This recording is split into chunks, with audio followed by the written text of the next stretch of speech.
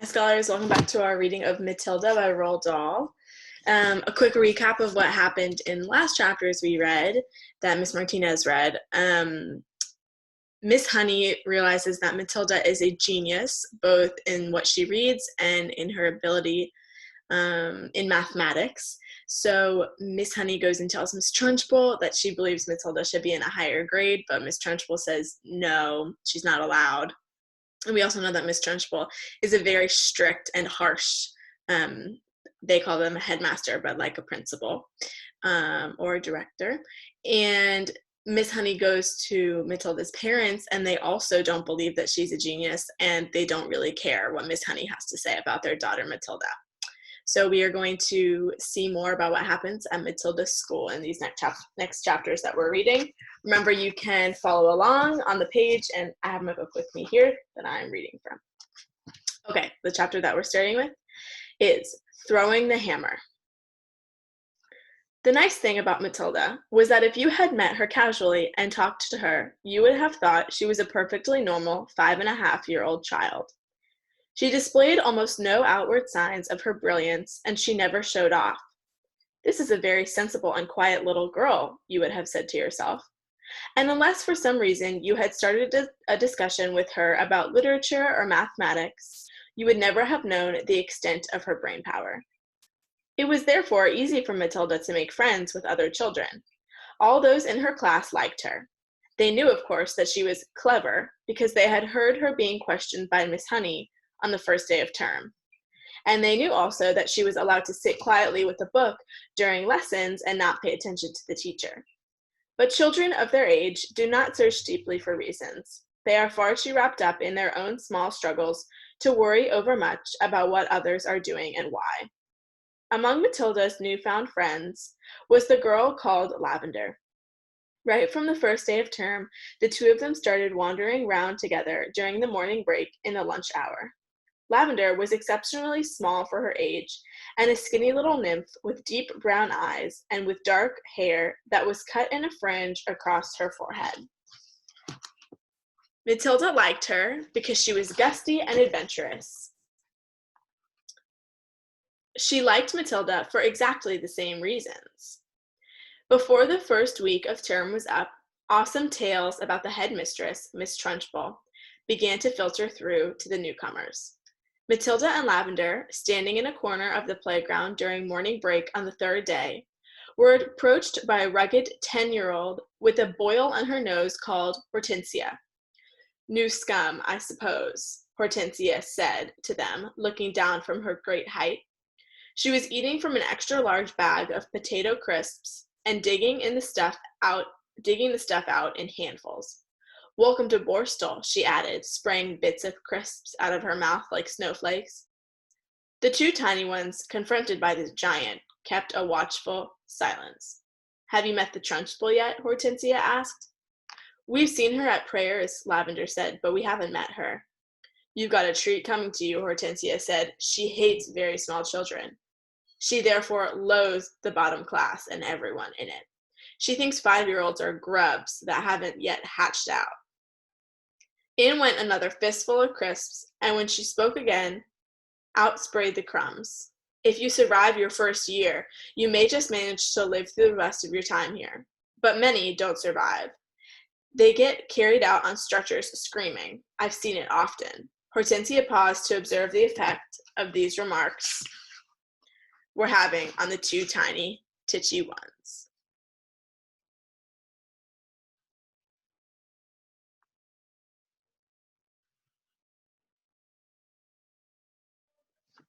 Not very much. They seemed pretty cool. So the large one decided to regale them with further information. I suppose you know the Trunchbull has a lock-up cupboard in her private quarters called the Chokey. Have you heard about the Chokey? Matilda and Lavender shook their heads and continued to gaze up at the giant. Being very small, they were inclined to mistrust any creature that was larger than they were, especially senior girls. The Chokey, Hortensia went on, is a very tall but very narrow cupboard. The floor is only 10 inches square, so you can't sit down or squat in it. You have to stand. and 3 of the walls are made of cement with bits of broken glass sticking out all over so you can't lean against them. You have to stand more or less at attention all the time when you get locked up in there. It's terrible. Can you lean against the door? Matilda asked. Don't be daft, Hortensia said. The door's got thousands of sharp, spiky nails sticking out of it. They've been hammered through from the outside, probably by the Trunchbull herself. Have you ever been in there? Lavender asked. My first term I was in there 6 times, Hortensia said, twice for a whole day, and the other times for 2 hours each. But 2 hours is quite bad enough. It's pitch dark and you have to stand up dead straight, and if you wobble at all, you get spiked either by the glass on the walls or the nails on the door. Why were you put in it? Matilda asked. What had you done? The first time, Hortensia said, I poured half a tin of golden syrup into the seat of the chair the Trunchbull was going to sit on at prayers. It was wonderful. When she lowered herself into the chair, there was a loud squelching noise, similar to that made by a hippopotamus when lowering its foot into the mud of the banks on the Limpopo River. But you're too small and stupid to have read the Just So stories, aren't you? I've read them, Matilda said. You're a liar, Hortensia said amiably. You can't even read yet, but no matter. So when the Trunchbull sat down on the golden syrup, the squelch was beautiful, and when she jumped up again, the chair sort of stuck to the seat, and those awful green breeches she wears came up with her for a few seconds until the thick syrup slowly came unstuck. Then she clasped her hands to the seat of her breeches, and both hands got covered in the muck. You should have seen her bellow. But how did she know it was you? Lavender asked. A little squirt called Ollie Bogswhistle sneaked on me, Hortensia said. I knocked his front teeth out. And the Trunchbull put you in the Chokey for a whole day? Matilda asked, gulping. All day long, Hortensia said. I was off my rocker when she let me out. I was babbling like an idiot. What were the other things you did to get put in the Chokey? Lavender asked. Oh, I can't remember all of them now, Hortensia said. She spoke with the air of an old warrior who had been in so many battles that bravery has become commonplace. It's all so long ago, she added, stuffing more crisps into her mouth. Ah, yes, I can remember one. Here's what happened. I chose a time when I knew the Trunchbull was out of the way teaching the 6th formers, and I put up my hand and asked to go to the bogs. But instead of going there, I speedy searched and found the drawer. But instead of going there, I sneaked into the Trunchbull's room. And after a speedy search, I found the drawers where she kept all her gym knickers. Go on, Matilda said, spellbound. What happened next? I had sent away by post, you see, for this very powerful itching powder, Hortensia said. It costs 50 pence a packet, and it was called the Skin Scorcher. The label said it was made from the powdered teeth of deadly snakes, and it was guaranteed to raise welts the size of walnuts on your skin. So I sprinkled this stuff inside every pair of knickers in the drawer, and then folded them all up again carefully. Hortensia paused to cram more crisps into her mouth. Did it work? Lavender asked. Well, said Hortensia, a few days later during prayers, the Trunchbull suddenly started scratching herself like a mad down below. Aha, I said to myself, here we go. She's changed for Jim already. It was pretty wonderful to be sitting there watching it all and knowing that I was the only person in the whole school who realized exactly what was going on inside the Trunchbull's pants. And I felt safe too. I knew I couldn't be caught. Then the scratching got worse. She couldn't stop. She must have thought she had a wasp's nest down there. And then, right in the middle of the Lord's Prayer, she leapt up and grabbed her bottom and rushed out of the room. Both Matilda and Lavender were enthralled. It was quite clear to them that they were, at this moment, standing in the presence of a master. Here was somebody who had brought the art of skullduggery to the highest point of perfection. Somebody, moreover, who was willing to risk life and limb in pursuit of her calling. They gazed in wonder at this goddess, and suddenly even the boil on her nose was no longer a blemish, but a badge of courage. But how did she catch you that time? Lavender asked, breathless with wonder. She didn't, Hortensia said, but I got a day in the Chokey just the same. Why? They both asked. The Trunchbull, Hortensia said, has a nasty habit of guessing. When she doesn't know who the culprit is, she makes a guess at it. And the trouble is, she's often right. I was the prime suspect this time because of the golden syrup job, and although I knew she didn't have any proof, nothing I said made every difference. I kept shouting, "How could I have done it?"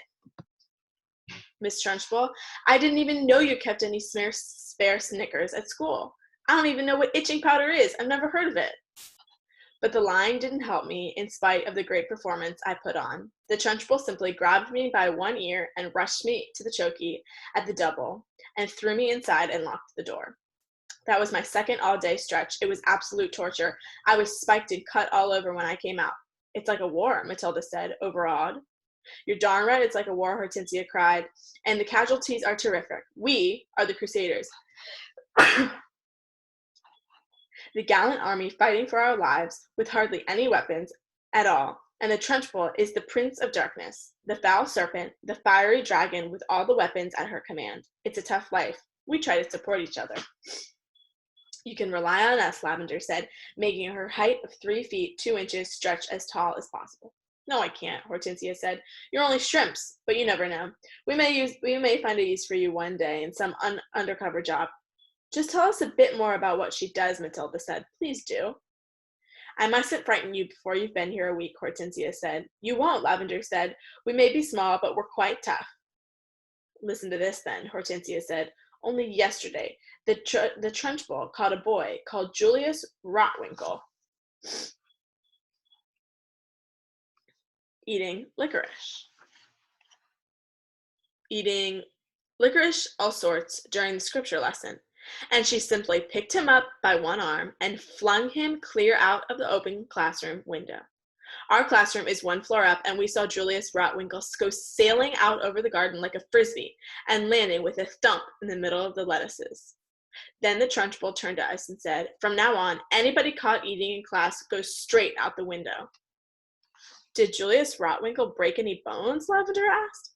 Only a few, Hortensia said. You've got to remember that the Trunchbull once threw the hammer for Britain in the Olympics, so she's very proud of her right arm.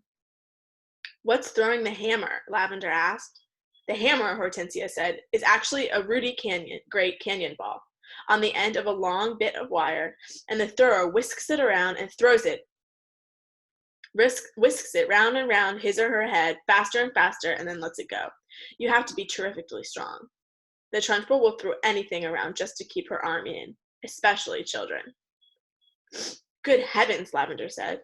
I once heard her say, Hortensia went on, that a large boy is about the same weight as an Olympic hammer, and therefore he's very useful for practicing with. At that point, something strange happened. The playground, which up to then had been filled with shrieks and the shouting of children at play, all at once became silent at the grave. Here's Julius being thrown out the window. Watch out, Hortensia whispered.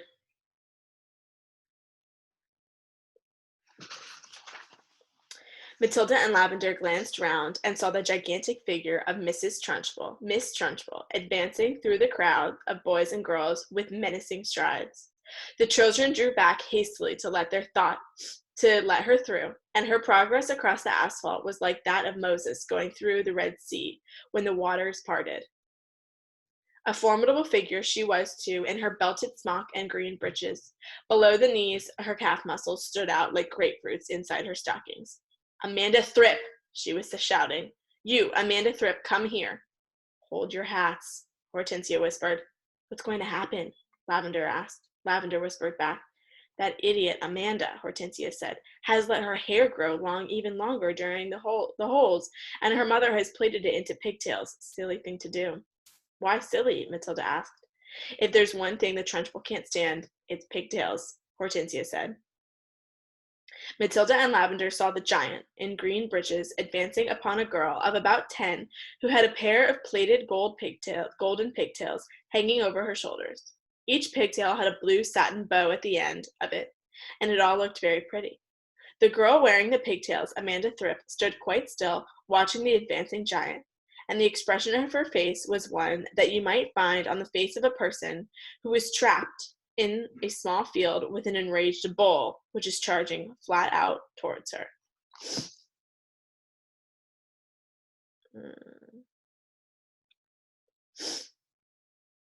The girl was glued. Where are we?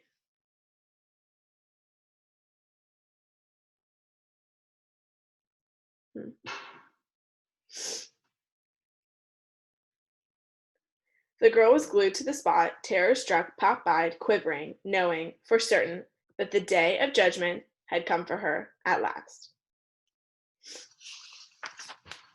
Right here. Miss Trunchbull had now reached the victim and stood towering over her. "I want those filthy big tails off before you come back to school tomorrow," she barked. "Chop them off and throw them in the dustbin, you understand?" Amanda, paralyzed with fright, managed to stutter. Mummy likes them. She plates them for me every morning." "Your mummy is a twit," the Trunchbull bellowed. She pointed a finger the size of a salami at the child's head and shouted, "You look like a rat with a tail coming out of its head." My mummy thinks I look lovely, Miss Trunchbull," Amanda stuttered, shaking like a black clemenche. "I don't give a tinker toot what your mummy thinks," the Trunchbull yelled, and with that she lunged forward and grabbed hold of Amanda's pigtails in her right fist and lifted the girl clear off the ground. Then she started swinging her round and round her head, faster and faster, and Amanda was screaming blue murder, and the Trunchbull was yelling, "I'll give you pigtails, you little rat." "Shades of the Olympics," Hortensia murmured. "She's getting up speed now, just like she does with her hammer. 10 to 1, she's going to throw her." And now the Trunchbull was leaning back against the weight of the whirling girl and pivoting expertly on her toes, spinning round and round. As soon as Amanda Thorpe was traveling so fast she became a blur, and suddenly with a mighty grunt the Trunchbull let go of the pigtails and Amanda went sailing like a rocket right over the wire fence of the playground and high up into the sky.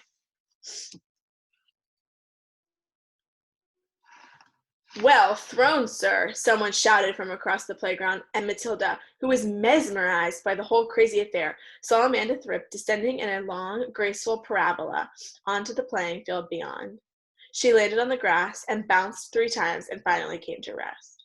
Then, amazingly, she sat up. She looked a trifle dazed, and who could blame her? But after a minute or so, she was on her feet again and tottering back towards the playground. The Trunchbull stood in the playground, dusting off her hands. "Not bad," she said, "considering I'm not in strict training. Not bad at all." Then she strode away. "She's mad," Hortensia said. "But don't the parents complain?" Matilda asked. "Would yours?" Hortensia asked. "I know mine wouldn't. She treats the mothers and fathers just the same as the children, and they're all scared to death of her. I'll be seeing you sometime, you two." And with that, she sauntered away. What a crazy thing for a principal to do, right? All right. Okay. Boost, Brog, Trotter, and the cake.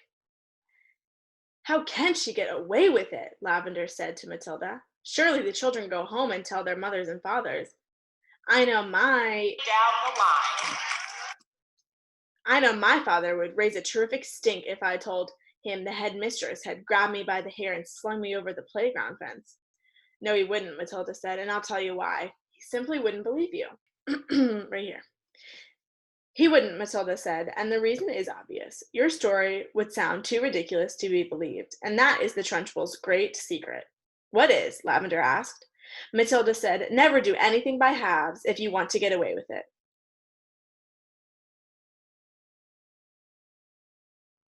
Be outrageous. Go the whole hog. Make sure everything you do is so completely crazy it's unbelievable. No parent is going to believe this pigtail story, not in a million years. Mine wouldn't. They'd call me a liar." "In that case," Lavender said, "Amanda's mother isn't going to cut off her pigtails." "No, she isn't," Matilda said. "Amanda will do it herself. You see if she doesn't." "Do you think she's mad?" Lavender asked. "Who? The Trunchbull? No, I don't think she's mad," Matilda said, "but she's very dangerous. Being in this school is like being in a cage with a cobra. You have to be very fast on your feet." They got another example of how dangerous the headmistress could be on the very next day. During lunch, an announcement was made that the whole school should go to the assembly hall and be seated as soon as the meal was over. When all the 250 or so boys and girls were settled down in assembly, the Trunchbull marched onto the platform. None of the other teachers came with her. She was carrying a riding crop in her right hand. She stood up there on center stage in her green breeches, with legs apart and riding crop in her hand, glaring at the sea of upturned faces before her. "What's going to happen?" Lavender whispered. "I don't know," Matilda whispered back. The whole school waited for what was coming next. "Bruce Bogtrotter," the Trunchbull barked suddenly. "Where is Bruce Bogtrotter?" A hand shot up among the seated children. "Come up here," the Trunchbull shouted, "and look smart about it." An 11-year-old boy, who was decidedly large and round, stood up and waddled briskly forward. He climbed up on to the platform. "Stand over there," the Trunchbull ordered, pointing. The boy stood to one side. He looked nervous. He knew very well he wasn't up there to be presented with a prize. He was watching the headmistress with an exceedingly wary eye as he kept edging farther and farther away from her with little shuffles of his feet, rather as a rat might edge away from a terrier that is watching it from across the room. His plump, flabby face had turned gray with fearful apprehension. His stockings hung about his ankles. "This clot," bloomed the headmistress, pointing the riding crop at him like a rapier. "This black head, this foul carbuncle, this poisonous pustule that you see before you is none other than a disgusting criminal, a denizen of the underworld, a member of the mafia." "Who, me?" Bruce Bogtrotter said, looking genuinely puzzled. "A thief," the Trunchbull screamed. "A crook, a pirate, a brigand, a rustler." "Steady on," the boy said. "I mean, dash it all, Miss Headmistress. Do you deny it, you miserable little gumboil? Do you not plead guilty? Do you plead not guilty?" Excuse me. "I don't know what you're even talking about," the boy said, more puzzled than ever. "I'll tell you what I'm talking about, you suppurating little blister," Miss Trunchbull shouted. "Yesterday morning during break, you sneaked like a serpent into the kitchen and stole a slice of my private chocolate cake from my tea tray. The tray had just been prepared for me personally by the cook. It was my morning snack. And as for the cake, it was my own private stock. That was not boy's cake. You don't think for 1 minute I'm going to eat the filth I give you. The cake was made from real butter and real cream.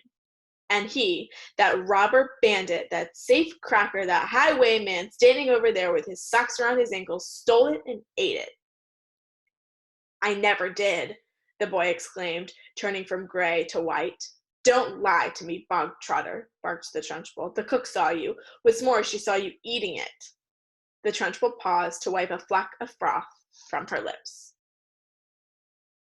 When she spoke again, her voice was suddenly softer, quieter, and more friendly. And she leaned towards the boy, smiling. "You like my special chocolate cake, don't you, Bogtrotter? It's rich and delicious, isn't it, Bogtrotter?"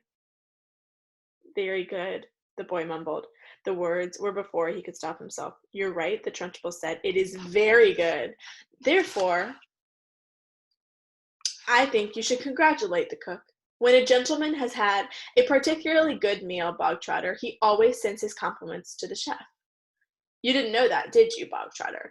But those who inhabit the criminal underworld are not noted for their good manners." The boy remained silent. "Cook," the Trunchbull shouted, turning her head towards the door. "Come here, cook. Bogtrotter wishes to tell you how good your chocolate cake is." The cook, a tall, shriveled female, who looked as though all of her body juices had been dried out of her long ago in a hot oven, walked on to the platform wearing a dirty white apron. Her entrance had clearly been arranged beforehand by the headmistress. "Now then, Bogtrotter," the Trunchbull boomed, "tell cook what you think of her chocolate cake." "Very good," the boy mumbled. You could see he was now beginning to wonder what all this was leading up to. The only thing he knew for certain was that the law forbade the Trunchbull to hit him with the riding crop, and she kept smacking against her thigh. That was some comfort, but not much, because the Trunchbull was totally unpredictable. One never knew what she was going to do next. "There you are, cook," the Trunchbull cried. "Bog Trotter likes your cake. He adores your cake. Do you have any more of your cake you could give him?" "I do indeed," the cook said. She seemed to have learned her lines by heart. "Then go and get it, and bring a knife to cut it with." The cook disappeared. Almost at once she was back again, staggering under the weight of an enormous round chocolate cake on a china platter. The cake was fully 18 inches in diameter, and it was covered with dark brown chocolate icing.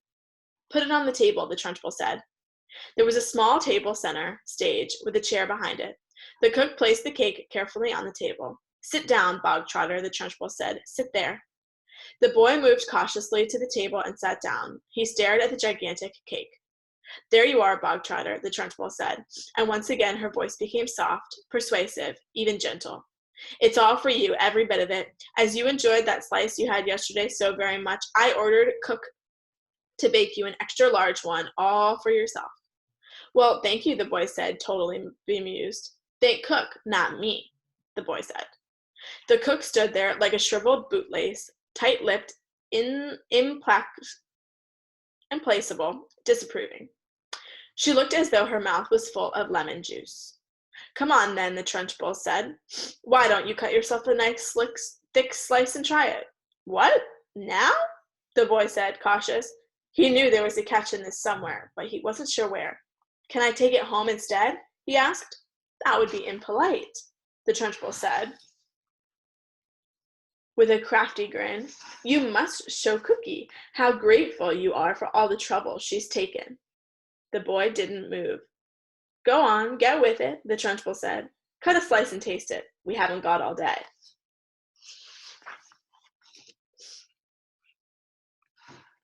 The boy picked up the knife and was about to cut into the cake when he stopped. He stared at the cake.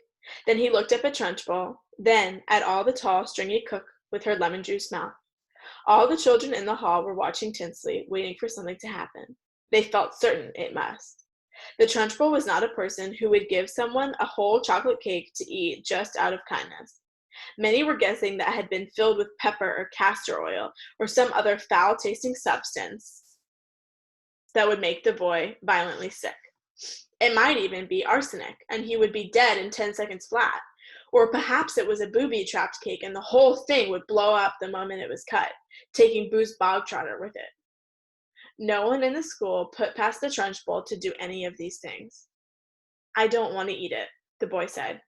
"Taste it, you little brat," the Trunchbull said. "You're insulting the cook."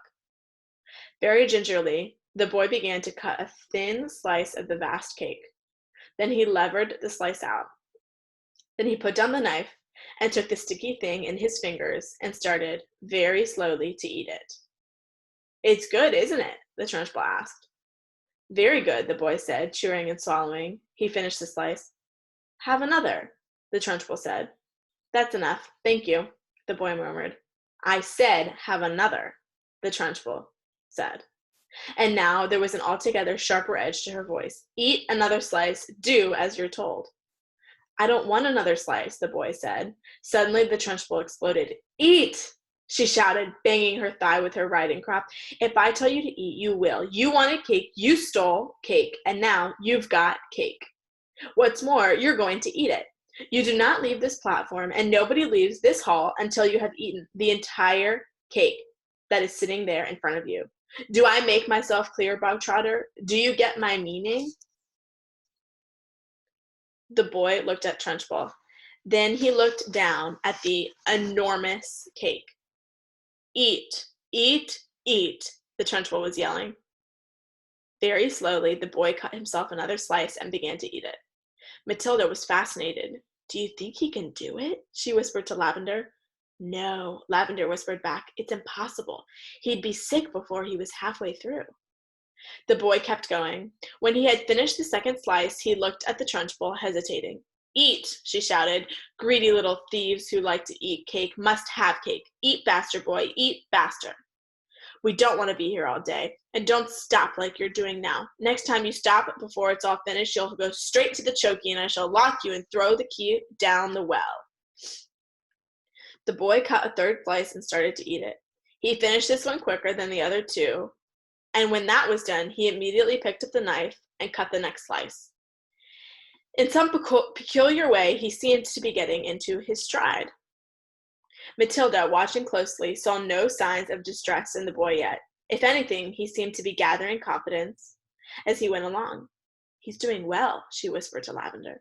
He'll be sick soon, Lavender whispered back. It's going to be horrid. When Bruce Bogtrotter had eaten his way through half of the enormous cake, he paused for just a couple of seconds and took several deep breaths. The Trunchbull stood with hands on hips, glaring at him. Get on with it, she shouted. Eat up. Suddenly the boy let out a gigantic belch, which rolled around the assembly hall like thunder. Many of the audience began to giggle. Silence, shouted the Trunchbull. The boy cut himself another thick slice and started eating it fast. There were still no signs of flagging or giving up. He certainly did not look as though he was about to stop and cry out, I can't eat anymore, I'm going to be sick. He was still in the running, and now a subtle change was coming over the 250 watching children in the audience. Earlier on, they had sensed impending disaster. They had prepared themselves for an unpleasant scene in which the wretched boy, stuffed to the gills with chocolate cake, would have to surrender and beg for mercy, and then they would have watched the triumphant Trunchbull forcing more and still more cake into the mouth of the gasping boy. Not a bit of it. Bruce Bogtrotter was 3/4 of the way through and still going strong. One sensed that he was almost beginning to enjoy himself. He had a mountain to climb, and he was jolly well going to reach the top or die in the attempt. What is more, he had now become very conscious of his audience and how they were all silently rooting for him. This was nothing less than a battle between him and the mighty Trunchbull. Someone shouted, Come on, Brucey, you can make it! The Trunchbull wheeled around and yelled, Silence! The audience watched intently. They were thoroughly caught up in the contest. They were longing to start cheering, but they didn't dare. I think he's going to make it, Matilda whispered. I think so too, Lavender whispered back. I wouldn't have believed that anyone in the world could eat a whole of a cake that size. The Trunchbull doesn't believe it either, Matilda whispered. Look at her. She's turning redder and redder. She's going to kill him if he wins. The boy was slowing down now. There was no doubt about that. But he kept pushing the stuff into his mouth with the dogged perseverance of a long-distance runner who has sighted the finish line and knows he must keep going. As the very last mouthful disappeared, a tremendous cheer rose up from the audience, and children were leaping onto their chairs and yelling and clapping and shouting, Well done, Brucey! Good for you, Brucey! You've won a gold medal, Brucey!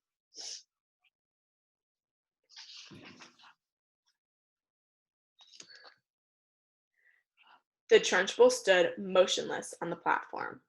Her great, horsey face had turned the color of molten lava, and her eyes were glittering with fury. She glared at Bruce Bogtrotter, who was sitting on his chair like some huge, overstuffed grub, replete, comatose, unable to move or speak. A fine sweat was beading his forehead, but there was a grin of triumph on his face. Suddenly the Trunchbull lunged forward and grabbed the large empty china platter on which the cake had rested. She raised it high into the air and brought it down with a crash right on the top of the wretched Bruce Bogtrotter's head, and pieces flew all over the platform. The boy was by now so full of cake he was like a sack full of wet cement, and you couldn't have hurt him with a sledgehammer. He simply shook his head a few times and went on grinning. Go to blazes, screamed the Trunchbull, and she marched off the platform, followed closely by the cook. Here's the Trunchbull about to crash the plate on top of Bruce Bogtrotter's head. All right, those are the two chapters. We have learned a lot about the Trunchbull and how very mean she is to her students, and she makes them pay for what they have done at school.